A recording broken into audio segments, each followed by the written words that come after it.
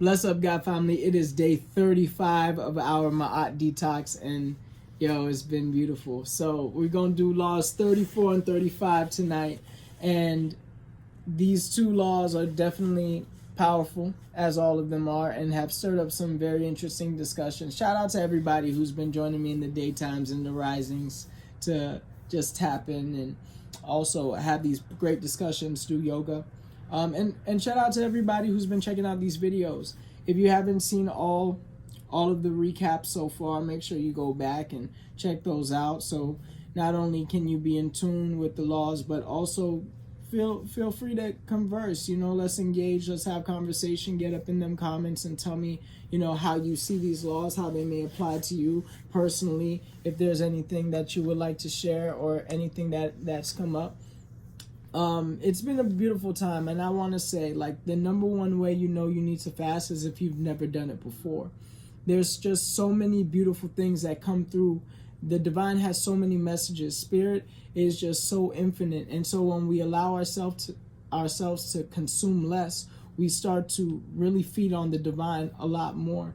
And whether it's coming through dreams or even certain things that will happen in the daytime that will align us with certain ideas. All I'm saying is, truly, it's a great time to hear the divine in a clear way, and also to manifest abundance in fearlessly. Because fasting, you're practicing a level of discipline that really takes, in this day and age, especially based off of your environment, it takes so much strength. It takes so much willingness to say, you know what, I'm going to disengage from certain activities. I'm going to disengage from certain people, disengage from food in a way.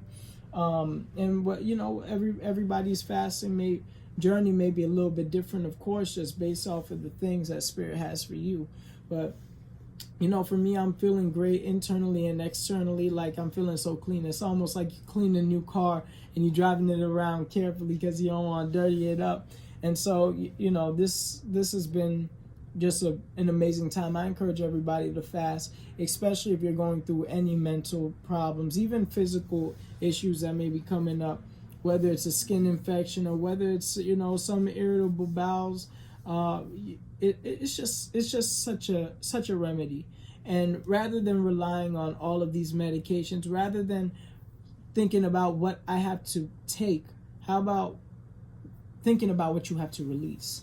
So anyway, we're going to get into these laws. So 34 and 35, the 34th law of Ma'at.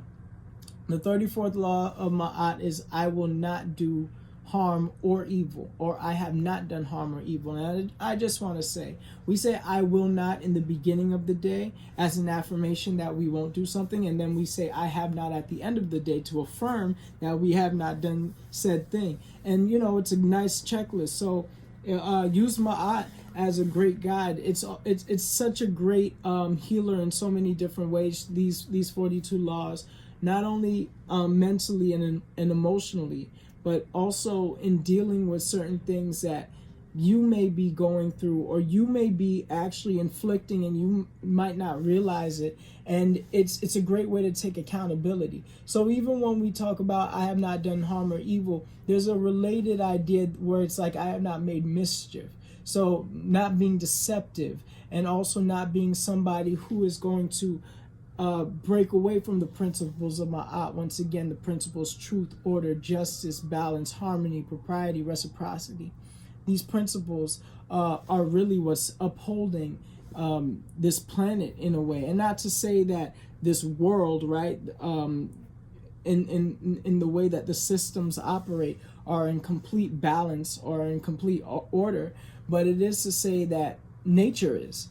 Right? The Most High is regulating certain things, and we have to make sure that we're doing our part by not damaging what's already there, right? The first net is the neteru, nature, right? So just like we have the internet, just like we have all of this connection even right now that y'all are feeling, it's the same thing when we look at the mycelium network and we look at all of the beautiful trees and the landscapes with the oceans, and all of this is a function of the divine. And so we have to honor that.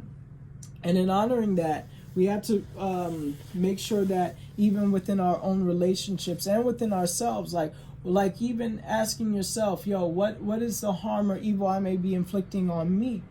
Because what happens is those things translate. They start to become a part of your psyche, your makeup, your reality. And it's so easy to treat people a certain way. It's so easy to inflict harm on others when you're constantly inflicting harm on yourself, when you're constantly having evil thoughts about you in your own head. Then of course, like, you know, doing something evil in the outside world is going to be a thing. So it all really starts with reconditioning our mindset. So we don't want to be moving with deceit and, you know, actions that may be harmful to the ones that we love. We want to maintain a certain level of integrity and fairness in our interactions, and also denouncing deception, really, denouncing manipulation, and making sure that we're not disturbing the balance in any way within ourselves, within society, within our friendships, our relationships in general.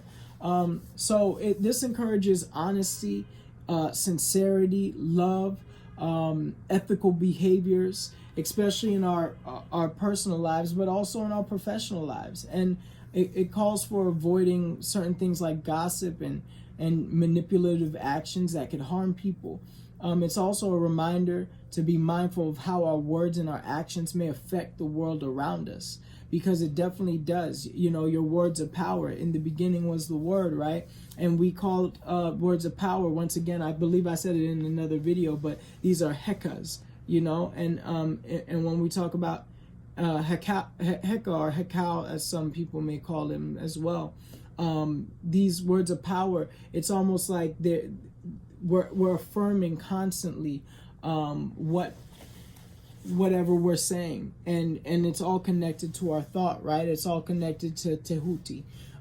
So it's really important to make sure that we are not only speaking powerfully and speaking truth, speaking love, speaking light, but also not being deceptive with our actions, not being harmful with the things that we do, not being harmful with our energy, because, you know, it definitely radiates. It's definitely felt whenever we're, you know, moving in a certain way. And, like, you know, most of us are intuitive, especially for those of y'all who fast and, you know, say on your more holistic journey. There's a certain level of intuitiveness that you have, and all of us do have it. And, you know, maybe everybody's source is different, so I don't want to put one size fits all on everyone, because that's also not a thing. But all I'll say is we have a sense that we can feel when something is off, or somebody's off, when somebody's being deceptive, when somebody may be even just coming with a evil intent or evil type energy. So yeah, definitely, you know, this law is always good to check on, because, you know, I even had to ask myself, and I asked everybody else, and we had a great discussion about it yesterday. Like, what are some times that we can honestly look at and reflect and say, yo, I have been being harmful. I have been evil, whether it's through action, whether it's through thought, whether it's through word. And we may not even realize, especially as it pertains to, you know, looking at somebody and feeling like, you know, they you know, almost like making fun of people, right? This idea of bullying, which I think is huge right now, right? We don't even realize sometimes that we look down on folks because we're so used to doing it in our culture. We're so used to doing it in society where we look at people like the other. We're so used to this divide and conquer aspect, and it's very harmful. It's very harmful because we're becoming numb to this sensation, and we continue in that vibration, and it's just, you know, causing so much strife. Mental health issues definitely at an all-time high, and also the lack of love is necessary. It's needed. That's something we definitely need more of in this time, in this day, and this age right now. So it moves us into our 35th law, which is I have not stolen from or disrespected the ancestors. This was such a powerful, powerful conversation today, because we talked about, well, first of all, we had a pause, and we had to acknowledge and honor the ancestors. So we did our virtual libation. And this one's important because we've been taught in this Eurocentric society, we've been taught in this Judeo-Christian society that we're not supposed to honor our ancestors. But ancestors are honored all the time, whether people are celebrating a life of an ancestor who has recently passed, or they're celebrating the anniversary of their passing by going to their gravesite, by doing different rituals. And these rituals are definitely a thing in this society. Like, even when we talk about certain rituals that Christian Catholic religions may do, drinking the wine in the body of Christ, or the blood in the body of Christ, right, through wine and bread. Different rituals such as certain holidays, putting up a Christmas tree, for example, lighting up fireworks for 4th of July, even putting flowers at a gravesite. Like, these are all certain things where it's like the idea of communing with the dead, which I don't look at dead, honestly, as somebody who has made it to the next lifetime, which is paradise in my mind.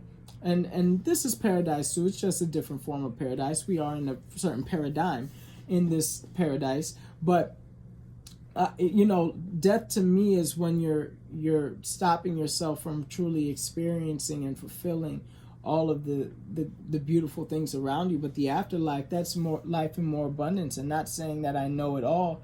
I will say that, in studying these things, especially studying people who have had near-death experiences, and also studying different cultures and what they say about death, the similar through lines are very interesting. And I'll leave it at that, because I want to stick on the idea of honoring the ancestors.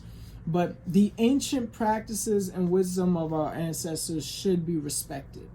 I'm not saying that we all have to go and figure out, every single thing that all of our ancestors did, because if we did, we spend our whole lifetimes doing all these rituals. That's not necessary.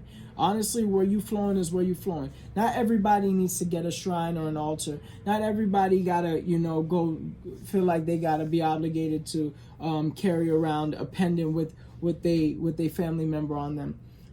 It's whatever's flowing for you. But I will say, just the idea of making sure that we acknowledge them, and even acknowledging the ones that we didn't know, because we all came from somewhere. None of us just popped up in the earth like hello. Like, we all have respect to pay one way or another. And colonization really is designed to force people to hate their culture. And we have such a rich culture, all of us do, because even European folks, like, they were doing some pretty brilliant things too when it came to of course, a lot of the things that they learned from Kemet. But also, they had their ways too. Like, when you think of herbs in Europe, there were definitely herbalists, there were definitely medicine people, there were bath houses, all of these things that they were doing that they knew were methods of holistic and natural health. Of course, a lot of their deities were inspired by ancient Kemet. They changed some names when we're talking about Greece and Roman culture. But yeah, I mean, it's all to be honored, loved, and respected, because they're ancestors too. You feel me? And I think in really making sure that we're honoring the ancestors and not disrespecting them, it's not just about people who are melanated. And it's not just about, for anyone who's Asian. It's not just about people who are Asian. For anyone who's European, it's not just people who are European. We the human family. You feel me? We the gods and goddesses of the earth. So move accordingly. The colors should not be separating us anymore, because this is once again another trick by the colonizer. Turn people against themselves and turn people against each other, and it's like, it's easy for you to get away with what you want. So yeah, these different ideas that I'm bringing up too. I'm just right now reflecting because the guidance of our ancestors does not stop. It really doesn't. There's times where even my father, during this fast, has come to me in dreams, and I thought these dreams were so real, to the point where it's like I would rise up, you know, as I open my eyes and check back into this physical reality. I'd be like, yo, where my dad at with this hug, you know? Honor the wisdom of those who walked before you. Honor the wisdom of the people who have brought so much to life. And I'm not just even talking about blood related, because, and once again, we're all blood related when you go far back enough. We gotta be, right? But I'm talking about even certain people who may not even be in your lineage. Because there's so many things, there's so many lessons that have been passed down. And, you know, in this moment, I'm just giving divine thanks.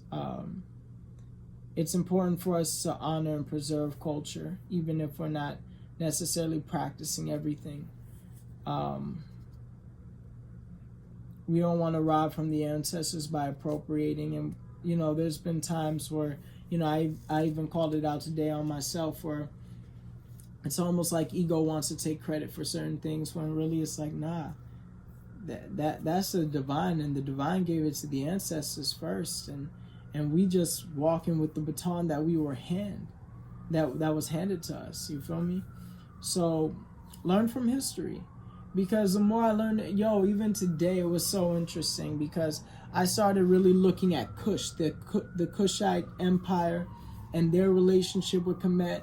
And when the Aksumite Empire invaded the Kushites, like, there's so much powerful history that, I mean, there's books written on it. I was going to say I could write a book, but there are books written on it, right?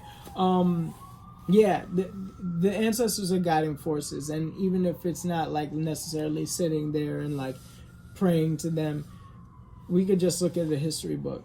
Like, there's so many ways that we can commune. And there's so many ways that people already commune, even though they say you're not supposed to commune with them. Everybody communes with their ancestors one way or another. So we might as well honor it. We might as well not rob from our ancestors by even coming up with ideas that these things are evil or not supposed to be done. We got to maintain that ancestral intelligence, the real AI, the most powerful AI, that ancestral intelligence. So I give thanks for ancestral wisdom at this time. I give thanks for the Neteru, all of the forces of energy, of life, of light, of the different aspects of the Nebuchadnezzar, the Most High. Giving thanks for the divine and giving this day to the divine. So grateful for you all for tuning in with me, and Hetep giving thanks. We got a few more days of our 42 Laws of Ma'at challenge. Tap in. It's going to be an incredible next streak, next 7 days of Ma'at and devoting ourselves to the divine. So bless up, God family. Stay rooted.